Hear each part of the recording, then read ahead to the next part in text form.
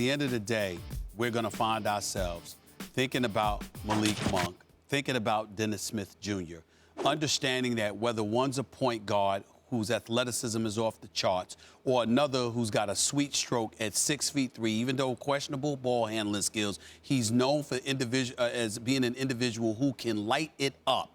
When you consider the fact that you're trying to push Carmelo Anthony out the door, and you were talking about moving Porzingis, even though we all know you were just trying to intimidate him because you was ticked off that he didn't show up to your exit interviews. In the end, you have to have somebody in your backcourt, particularly in this day and age, who can light it up, Max and Jen. And think about this. We got a guest coming on in a few minutes. You know, Detroit Pistons go to 6 consecutive NBA conference finals. They go back-to-back NBA finals appearances. They win a championship.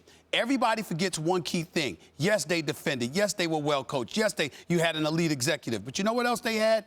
They had a backcourt who could shoot. Rip Hamilton could shoot the basketball. Chauncey Billups could shoot the damn basketball. And when you look at it from that perspective, okay, and you consider the way today's game is played, you got to have dudes who can put the ball in the hole. Does Phil believe in that? Oh, no, that's not what we need. Even though the Golden State Warriors is playing a certain style and showing you what it takes to win basketball games, Phil is ignoring all of that. Why? For the triangle. And he's scouting and bringing dudes here for fans. And we can't trust him to show up an hour away to scout during the NCAA damn tournament. But he's going to convince us he knows what some dude is doing in France. What the hell is he relying on? TV cameras from France? You got to be kidding me.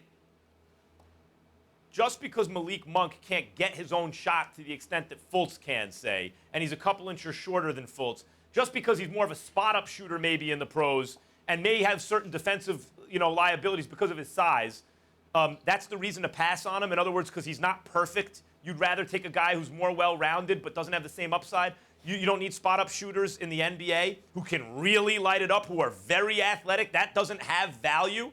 I mean, if Malik Monk, yes, he has certain things about him that you would prefer were a little better. If he were 6'5" and have handles, he and not Fultz would have been the #1 overall pick. So he's not the #1 overall pick, but he's value at 8. And the Knicks would rather have a well-rounded guy who can play, who'd rather have a guy who can sign in any offseason.